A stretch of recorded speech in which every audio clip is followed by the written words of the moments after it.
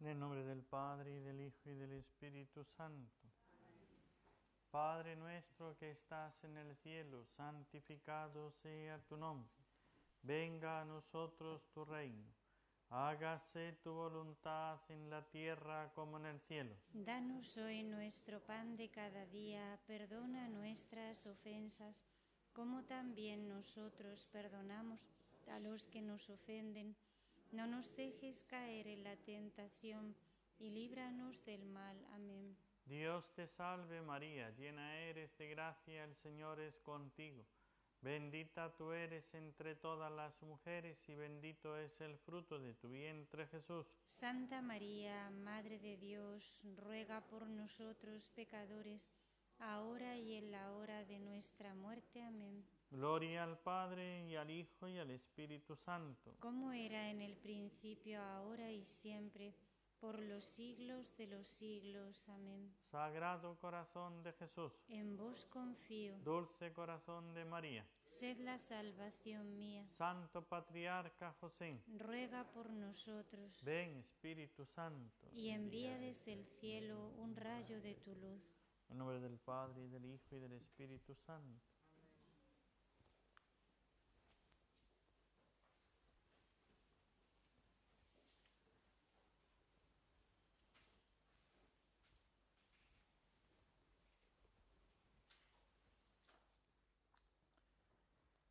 Amados hermanos, en nuestro Señor Jesucristo y María Santísima nuestra Madre, celebramos a la Santísima Virgen, su natividad, su nacimiento.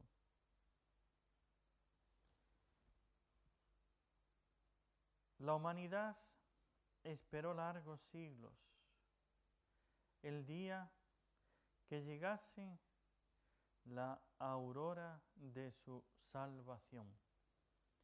Este día es ese que esperó por largos siglos la humanidad. Y llegó el día en que dio a luz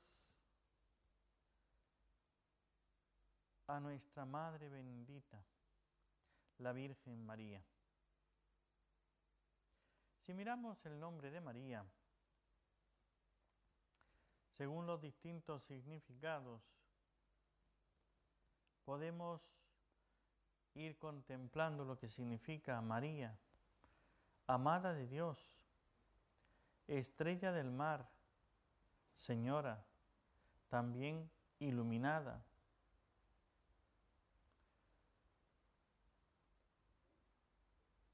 Incluso puede significar mar amargo. Los judíos solían ponerle a sus hijos a veces nombres de acuerdo a la situación en la que estaban, para ir en qué momento había nacido.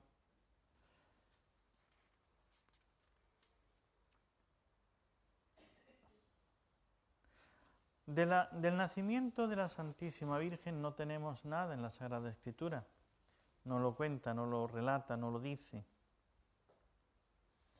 Pero no es la Escritura, sino la tradición. Y en esta tradición también está la leyenda, donde se mezcla la tradición, lo que se va comunicando, lo que se dice que había sucedido. Y por eso en la tradición tenemos los nombres de Joaquín y de Ana como padres de la Santísima Virgen. Sin embargo, es el Evangelio apócrifo de Santiago el que habla más del nacimiento de la Santísima Virgen. Apócrifo significa falso escrito. De Santiago, es un evangelio que no escribió Santiago, que no es de los evangelios que ustedes conocen, los canónicos, los reconocidos como verdaderos. Son libros que se han escrito con alguna intención, cada uno tiene su propia intencionalidad, pero que se descubre que no es de la persona a la que se le dice, en este caso de Santiago, del apóstol Santiago, pero relata ciertos hechos que va, pues, de alguna manera, unas veces es totalmente en contra de la realidad, porque trata de afirmar algo que no está en el Evangelio y que a veces es de alguna herejía. Otras veces narra hechos, pues bien, de la historia de entonces, que no tienen, que pueden tener relación, que pueden tener cierta base de realidad, pero que no nos consta como revelados. Por lo tanto, no hay que tomarlos al pie de la letra así como revelación. Pero, ¿qué nos cuenta el Evangelio apócrifo de Santiago sobre el nacimiento de la Santísima Virgen? Dice que Ana, su madre, se casó con un propietario rural llamado Joaquín, Galileo de Nazaret.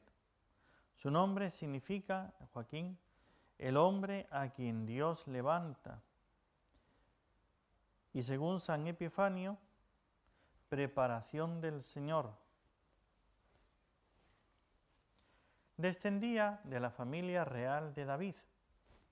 Llevaban ya 20 años de matrimonio y el hijo tan ansiado no llegaba. Para los hebreos, que consideraban la esterilidad como un oprobio, un castigo del cielo, eran tales los menosprecios que en la calle se les negaba el saludo a los que no tenían hijos. En el templo Joaquín oía murmurar sobre ellos, como indignos de entrar en la casa de Dios. Si al no tener un hijo se le consideraba como un castigo, pues ¿qué hace este en la casa de Dios? ¿Ve por qué viene? Esta escena, por ejemplo, aquí en España, en la isla de Mallorca, hay una iglesia, una capilla, con una capilla dedicada a la Virgen.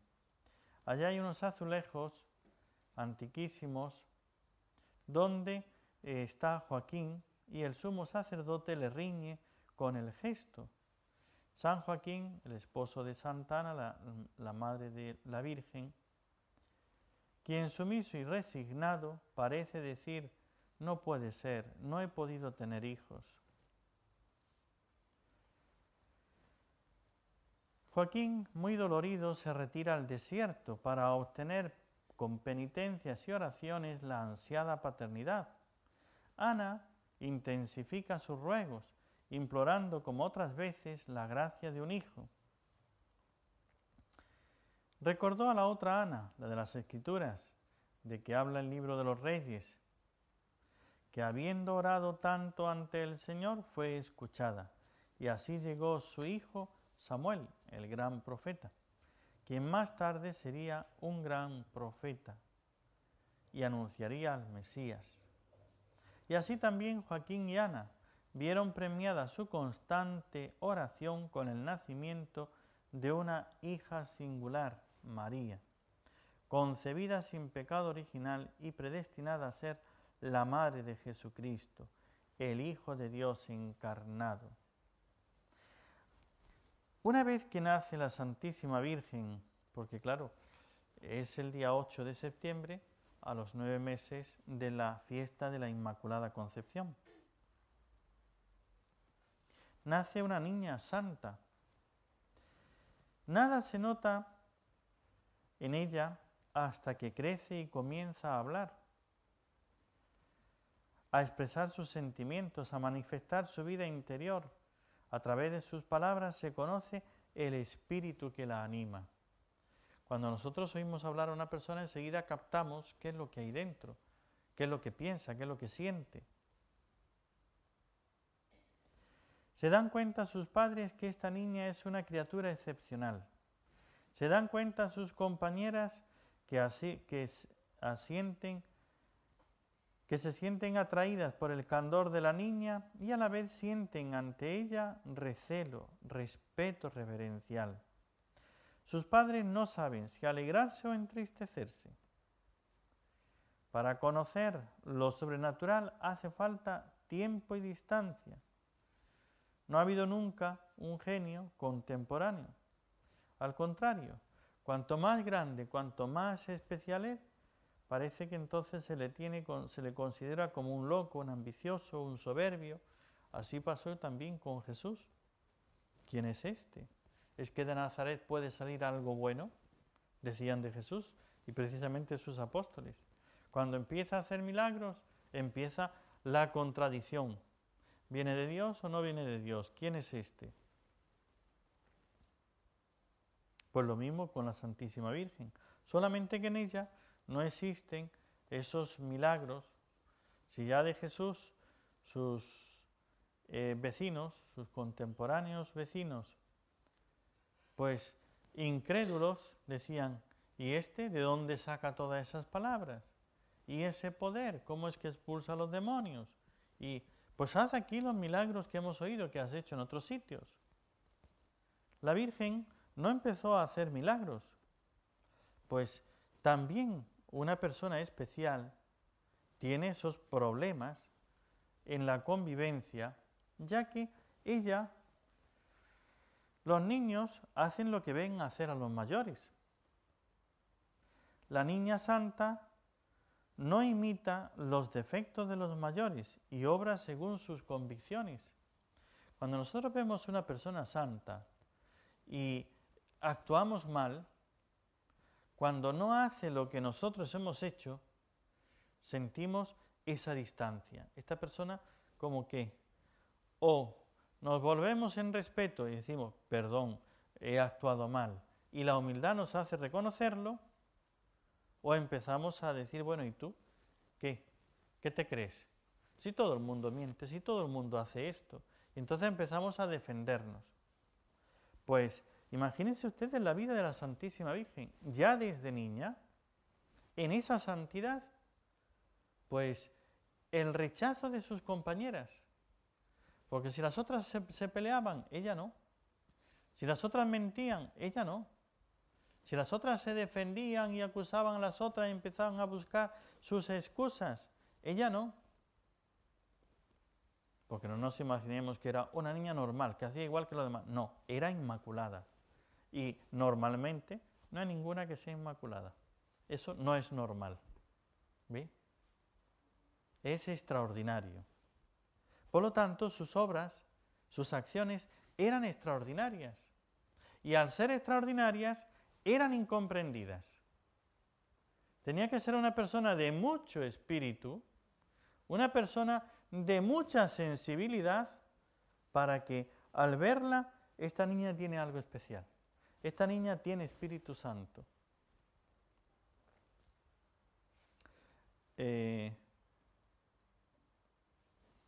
María del Carmen Sánchez Valerio, cuando niña, con 9 años, con 7 años, hizo su primera comunión y no quería ponerse el traje de baño, hacer ciertas cosas, y la mamá está allí tratando de obligarla, y la abuela le dice, no, esta niña es especial, tiene algo, respétala. La misma mamá no sabe comprender a su hija. Y cuando ya está en el hospital, aquella niña que se entregó a Jesús a los 9 años, me entregué a los 9 años. Pues después de hacer su primera comunión, después de empezar a conocer más a Dios, llega un día donde hace, en el Día del Buen Pastor, mi entrega a Jesús. Y lo hace conscientemente, con 9 años. Su madre, en esos últimos días de su vida, estaba ocupada en hacer las cosas de la casa y demás. Y ella le dice, pero mamá, ella comprendía que son mis últimos días, mamá, ¿por qué no te quedas aquí, hija? Y hija, es que tengo que hacer otras cosas. Bueno, pero son los últimos días. Ella lo sabía.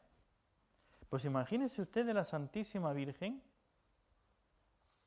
incomprendida por los mayores, incomprendida por las compañeras, por los iguales. Cuando nació San Juan Bautista, la gente se preguntaba, ¿qué va a ser de este niño? Dice San Lucas. De María se preguntaron lo mismo. Ella comprende que aunque quisiera hablar de lo mucho que lleva dentro, debe callar. Y tiene que vivir en completa soledad, de la que es un reflejo el aislamiento del niño que crece entre gente mayor. Cuando uno está entre personas que no le entienden, que no pueden comprender, y uno lleva dentro algo y que no lo puede decir, hay una distancia. Esa distancia que produce esa incomprensión es como un abismo.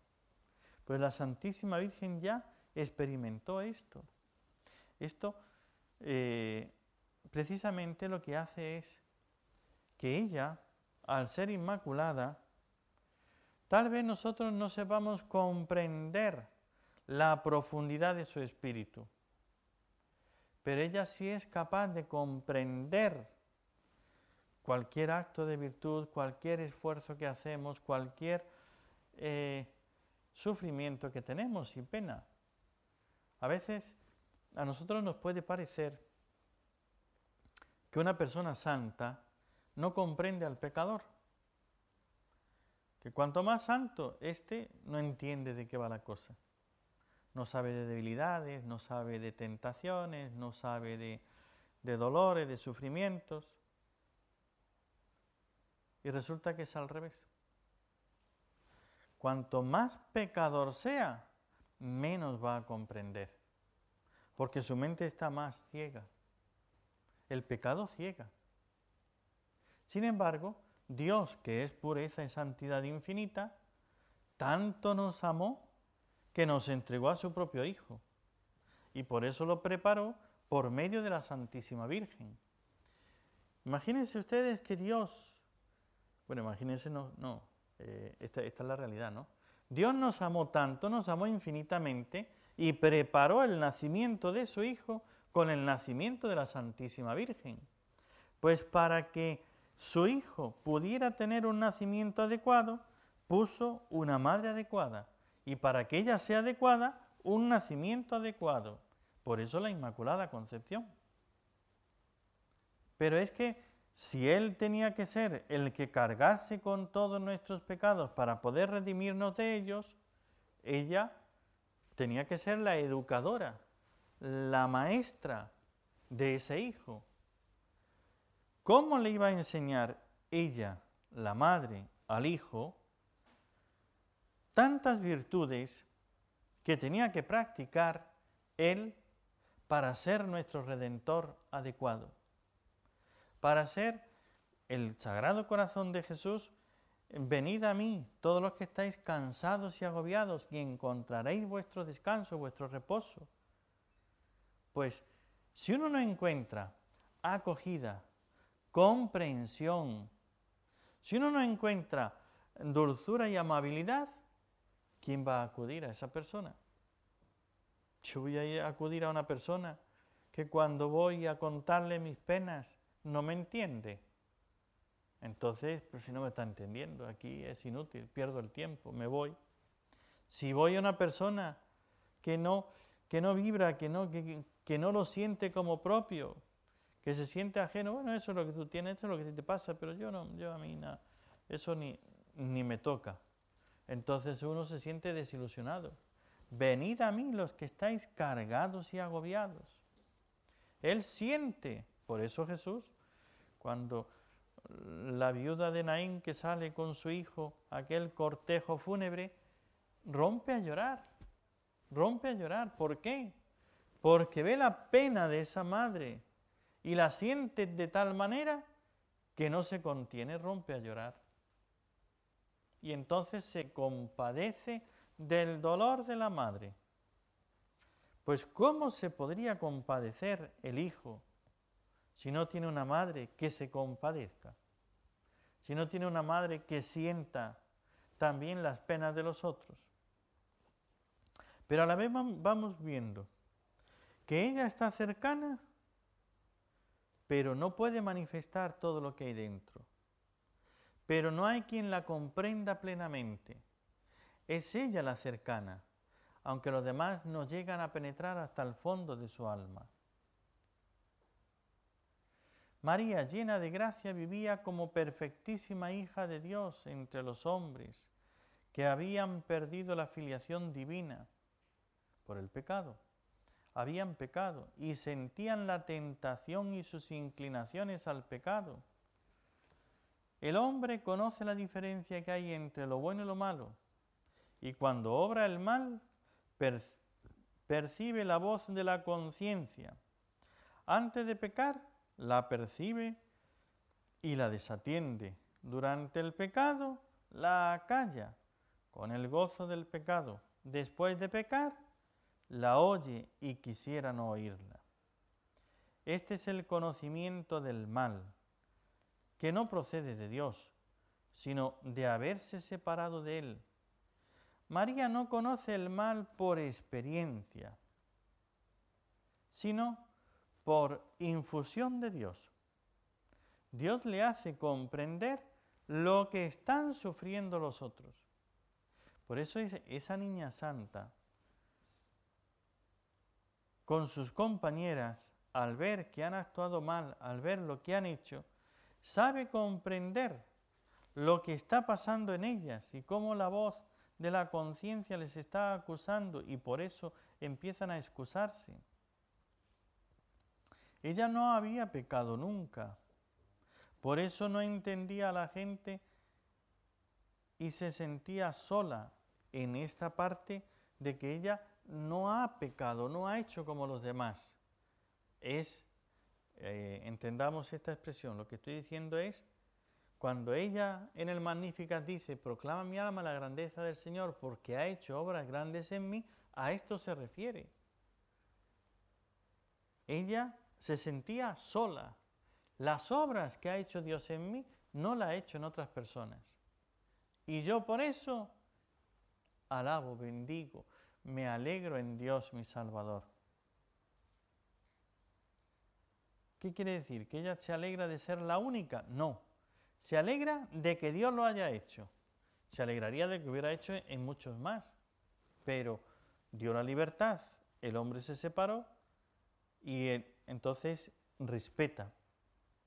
Pero a ella le ha dado un don y ella ha respondido a ese don y ella se alegra. Se alegra de la respuesta positiva. No se alegra de la exclusividad de la respuesta. Experimentaba que solo ella era así. Cuando uno se siente solo de esta manera, que uno es esto, diferente de esta manera, así los demás son diferentes. Si hubiera vivido en un desierto, no hubiera padecido tanto, pero en Nazaret, aldea pequeña, con fama de pendenciera y poco caritativa, es tenida por orgullosa, la que es la más humilde. Imagínense ustedes, ¿de Nazaret puede salir algo bueno? Dice Natanael. ¿Por qué? Esto que estamos diciendo. Nazaret, aldea pequeña considerada pendenciera. Cuando Jesús empezó a hablar, y solamente porque lo dijo, os aseguro, muchas viudas había, y solamente en tiempo de Elías, en Sarepta, a una viuda fue enviado a Elías. Muchos leprosos en tiempo de Eliseo, y solamente a Naamán, el sirio. ¿Y qué hicieron? Le empujaron para tirarlo por un barranco. Fíjense si eran pendencieros. Pues claro, el que no era como ellos, el que era diferente, le hacen guerra. Y por eso María era consideraba la más humilde como orgullosa. Como los niños viven su mundo aparte de los mayores, así tiene que vivir María entre su gente. Y una mujer así nos puede comprender, puede ser madre. Sí, porque María es una mujer comprometida con todo el género humano. María fue la pobre de Yahvé. Nosotros cuando leemos en el Antiguo Testamento que habla de los pobres de Yahvé, ir entendiendo lo que significa el pobre de Yahvé, el humilde, es la descripción de Jesús. Ese es el que nos va a comprender perfectamente. ¿Y por qué precisamente el pobre? El pobre de Yahvé. El pobre es el que nada tiene de sí de voluntad. Está totalmente puesto en la voluntad de Dios. No estamos hablando del pobre que no tiene que comer.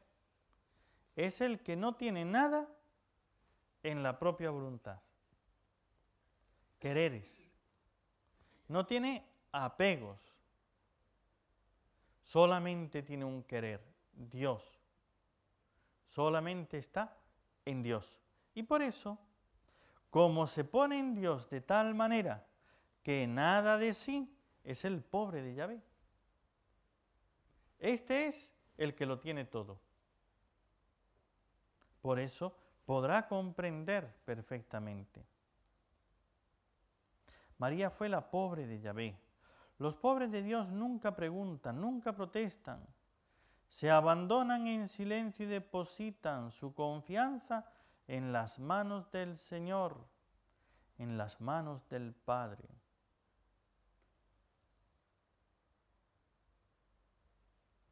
Cada hombre, según las leyes de los cromosomas y de los genes, hereda de su padre y de su madre. Decía un sacerdote que su padre le decía: mi hijo es trabajador como yo y listo como su madre.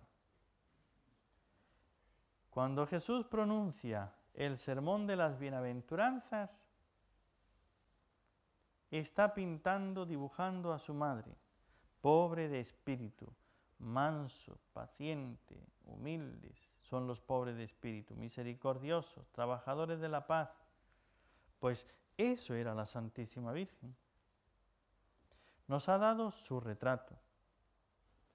Cuando hablemos de las bienaventuranzas diremos que Jesús estaba autorretratando, es el retrato de Jesús. Pero si Jesús nos relata lo que son las bienaventuranzas, nos está dando el retrato de la Virgen y el retrato de Él mismo. Porque Él es, si ustedes miran a una madre y a una hija, dice, mira, es que es la misma cara de la madre, ¿no? A un hijo y a un padre, mira, tiene la misma cara de su padre. Es el retrato de su padre, es el retrato de su madre. Pues si saben ver eso, en lo espiritual es lo mismo. Pues cuando Jesús habla de los hijos del Padre, pues ¿a quién va a poner como modelo? Al Hijo. Y si pone como modelo al Hijo, ¿de quién es retrato? De la Madre.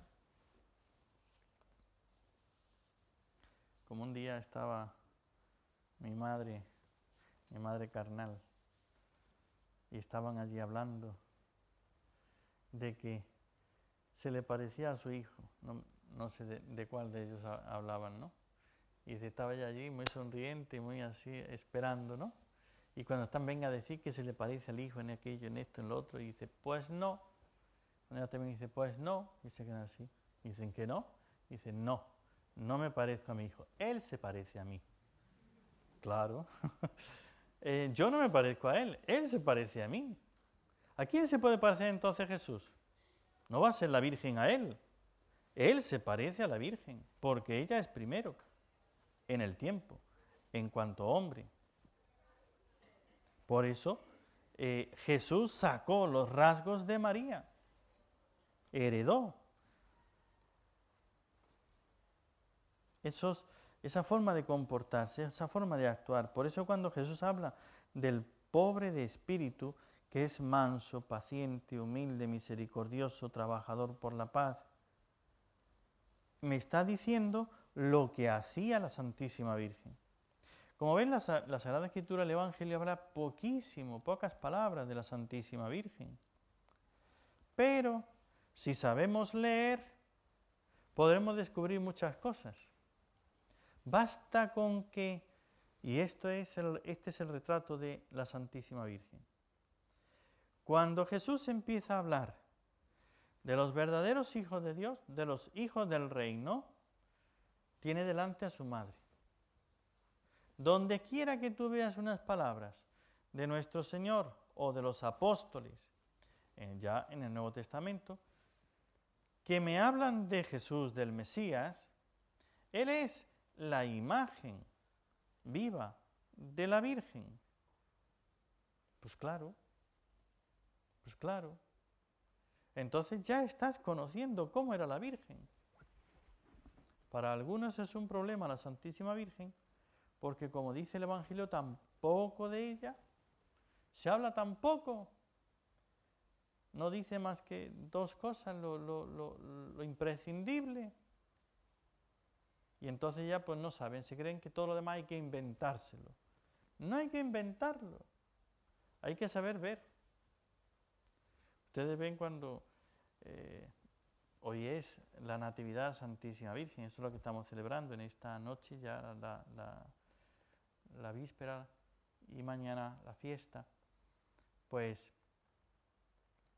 cuando nace un niño, enseguida empezamos a mirar y a sacarle los parecidos. Esa nariz es como la nariz del papá, que si la mamá, que si los ojos, que si la cara, que si la sonrisa, que si no sé qué. Y empezamos a hacer, cada uno ve lo que ve en sus ojos, ¿no? Hay unos que tienen, una vista que aciertan. Hay otros que dicen cosas que uno se queda mirando y dicen, bueno, si tú ves eso, ve, así será, pero mejor me callo, ¿no? Pues basta con tener un poco de esa psicología de poder ver los parecidos, lo que tiene la herencia. Entonces, en la Sagrada Escritura, todo lo que habla de los pobres de Yahvé, lo que habla del Hijo, lo que habla del reino de los cielos, vas descubriendo a la Santísima Virgen. Ahí tienes el retrato. Luego se habla muchísimo de ella, pero no directamente, pero sí de ella.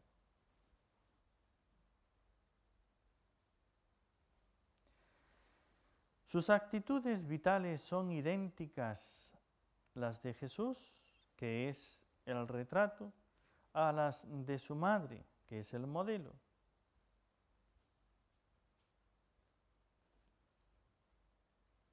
¿Será verdad lo que digo? Así es. Jesús tomó los rasgos de María. Lo que pasa es una cosa, que hoy precisamente en la fiesta de la Natividad de la Santísima Virgen celebramos un día tan especial. ¿Por qué? Porque Dios quería hacerse a su Hijo como Él quería. Este es mi Hijo, el amado, en quien me complazco, donde tengo todas mis complacencias.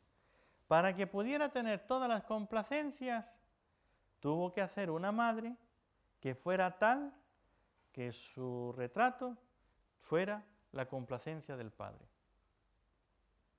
Pues para que el Padre pudiera poner todas sus complacencias en ese Hijo, imagínense ustedes cómo sería la madre. ¿Cómo sería la madre?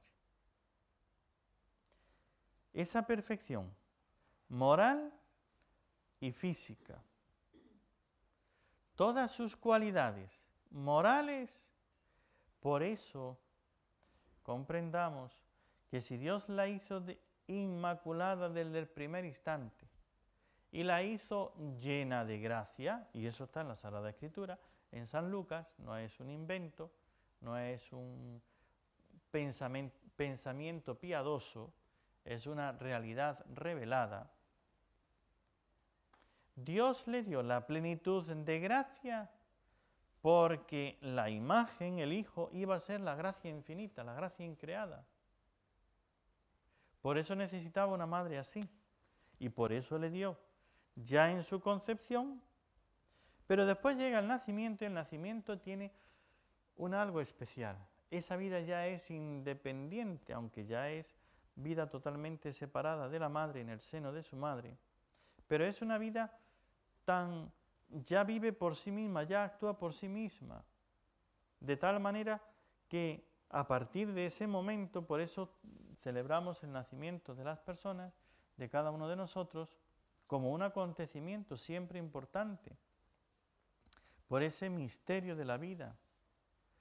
Tenemos que ver las virtudes, las gracias y dones que Dios puso en la Santísima Virgen, de las cuales iba a sacar Jesús una imagen. Claro que luego Él la perfecciona, la completa, la aumenta. No nos quedamos con la imagen de nuestros padres, sino que cada uno tiene después su propia don, su propia gracia, su propia virtud. Yo heredo algunas cosas de mis padres, pero eso lo puedo o degradar cuando me corrompo con el pecado, o perfeccionar cuando lo trabajo y lo aumento con las gracias y dones personales, particulares. Así hizo también Jesús.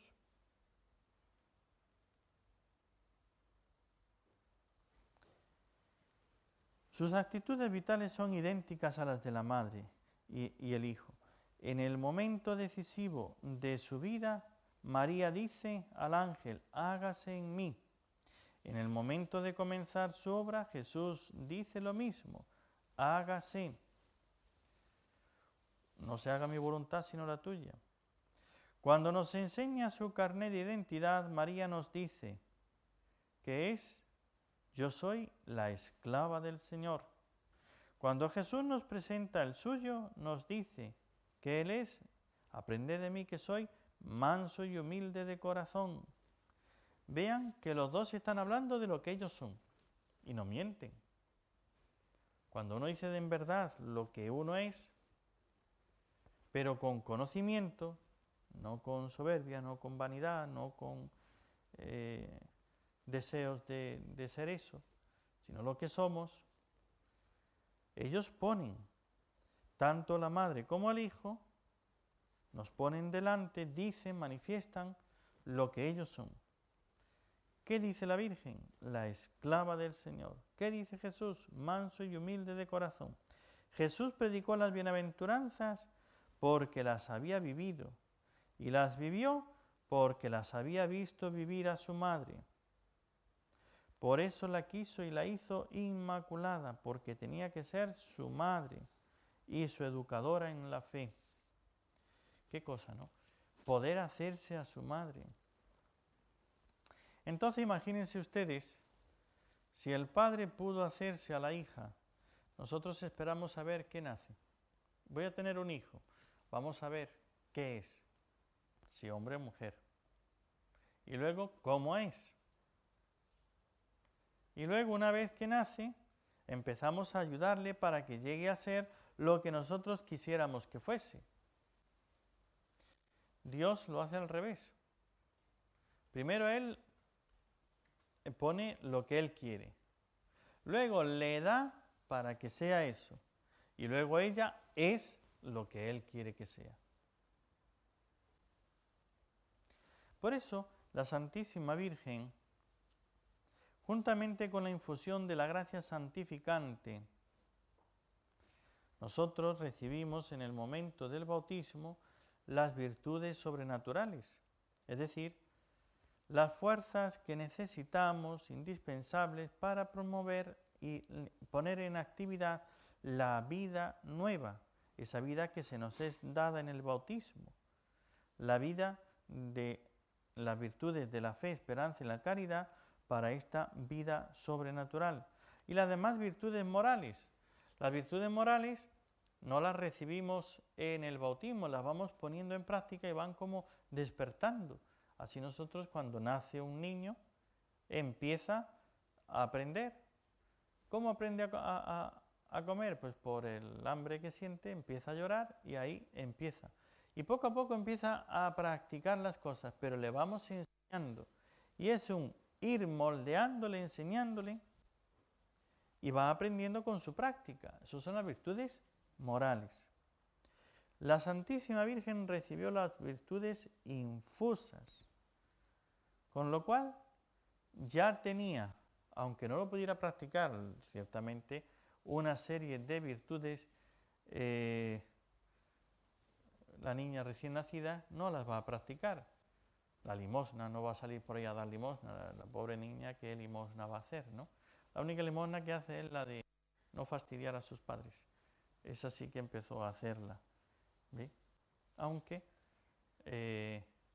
les pidiera en el momento adecuado, en el momento oportuno, les pidiera el alimento necesario, pero sin ser muy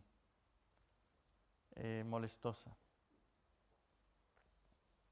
Juntamente con los dones del Espíritu Santo, nosotros los recibimos con el bautismo, recibimos los dones, la infusión de los dones del Espíritu Santo. Luego, en la confirmación recibimos la plenitud de esos dones que ya hemos recibido en el bautismo. Ella los recibió en el momento de su concepción.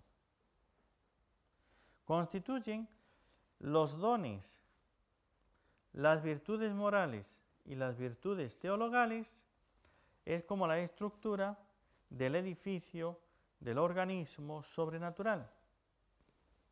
Todas las facultades y los poderes de obrar bien y practicar actos virtuosos para poder alcanzar, conseguir méritos y alcanzar la vida eterna. Todo eso se le dio a la Santísima Virgen en el primer instante. Pues pensemos cómo ella iba desarrollando, ejercitando, viviendo. Los dones es respuesta. La virtud es ejercicio.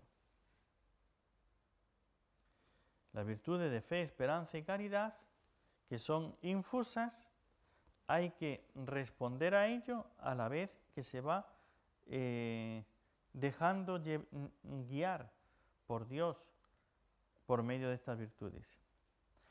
María Santísima, al recibir desde el primer momento de su concepción la plenitud de la gracia, conjuntamente fue adornada de la más profunda fe, de la más confiada esperanza y el más encendido amor de caridad a Dios y a los prójimos, además de la infinidad de virtudes morales. Esa infusión en el momento de su concepción le trajo a la Santísima Virgen que ya desde su nacimiento pudiera practicar, y aquí está, lo de Jesús, y eso está en la Sagrada Escritura. La carta a los Hebreos nos dice, en el primer instante que entró Jesús en este mundo, que fue en el momento de la concepción, dijo, sacrificios y oblaciones no quisiste, pero me has preparado un cuerpo, y aquí que vengo, Dios, para hacer tu voluntad. Y en esta voluntad hemos sido todos santificados. Jesús ya era consciente desde el primer instante de su concepción. Ciertamente que María tenía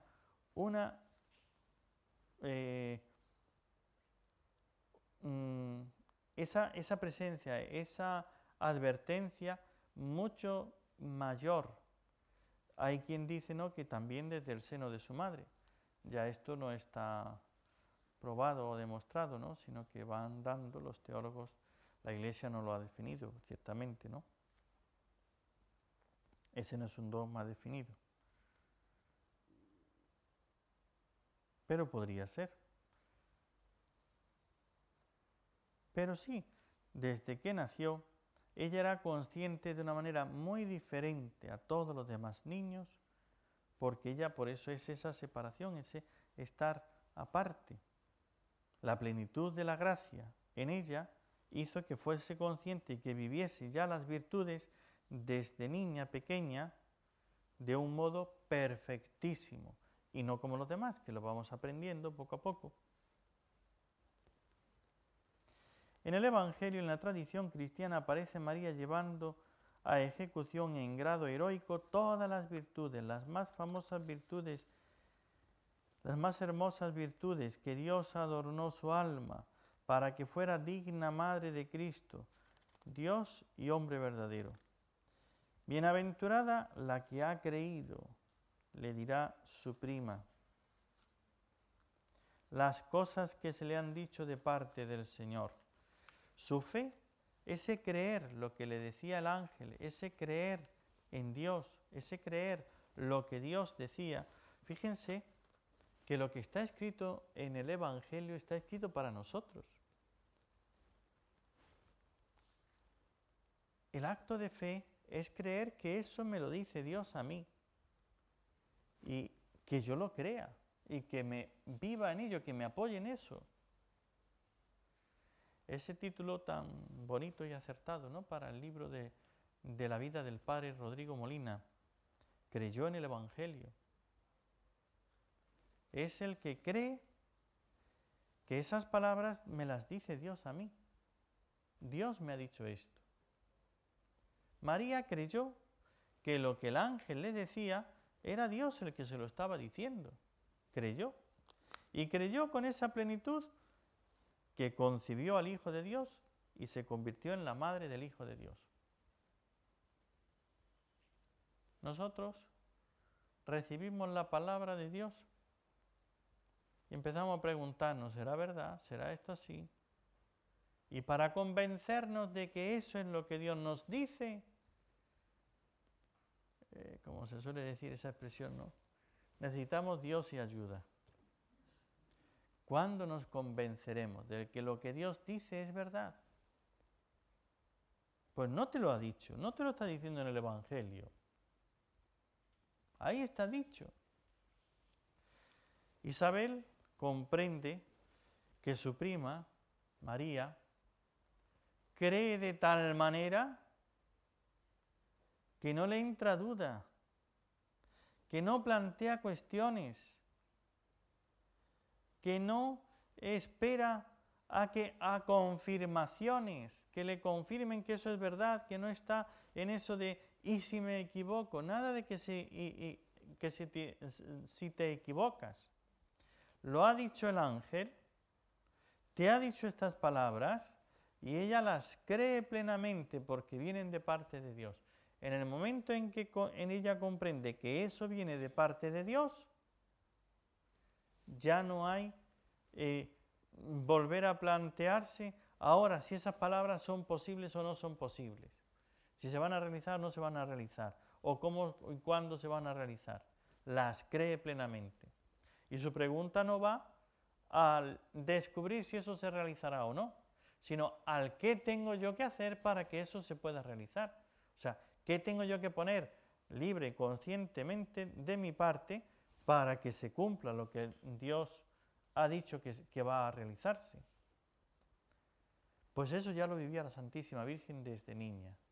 Por eso ella era diferente de otros niños, pero diferente de esta manera, bien. Aprendamos de la Santísima Virgen, por lo menos esto, a creer la palabra de Dios. Isabel creyó y concibió un hijo. María creyó y concibió al Hijo de Dios. Nosotros tenemos el Evangelio, creamos. Si tomásemos como San Antonio Abad la palabra de Dios y viendo lo que nos dice, lo creyésemos de esa manera, que lo viviésemos plenamente, podríamos ser felices. Mientras que las palabras de Dios nos queden como en historia, entonces viviremos la infelicidad. Por eso hoy celebramos a la Santísima Virgen, la que creyó. Celebramos su nacimiento. Ya saben lo que siempre solemos decir en otras ocasiones. Los santos solamente se celebra el día de su muerte, pero la Santísima Virgen, Jesús, San Juan, se celebra el nacimiento y se celebra el día de su muerte. La Virgen no celebramos el día de la muerte, porque la muerte no lo sabemos. Celebramos el día de la Asunción, su elevación hasta el cielo. San Juan de su muerte. Jesús de su muerte, de su resurrección y de su ascensión. Ese triple. ¿Ve? Y de María, de su muerte no, de su asunción a los cielos. Pero en la asunción está el término de la vida, ya sea con la dormición o ya sea con la muerte, el término de su vida terrena, mortal, y pasa a la vida inmortal, pero con el cuerpo y con el alma. Podríamos seguir hablando más de las virtudes de la Santísima Virgen, pero ya se nos fue el tiempo. Pues que en este día de la Natividad de la Santísima Virgen, de su nacimiento, de su cumpleaños, o como quieran llamarle, miremos a la Virgen y demos gracias a Dios. Ella, cuando Isabel le dice: feliz tú la que ha creído, porque se cumplirán, prorrumpe en un canto de alabanza a Dios, porque ella reconoce que Dios ha hecho obras grandes en ella. Que eso sea este día para nosotros, un canto de alabanza a Dios por las obras grandes y maravillosas que ha hecho en nuestra Madre, la Santísima Virgen.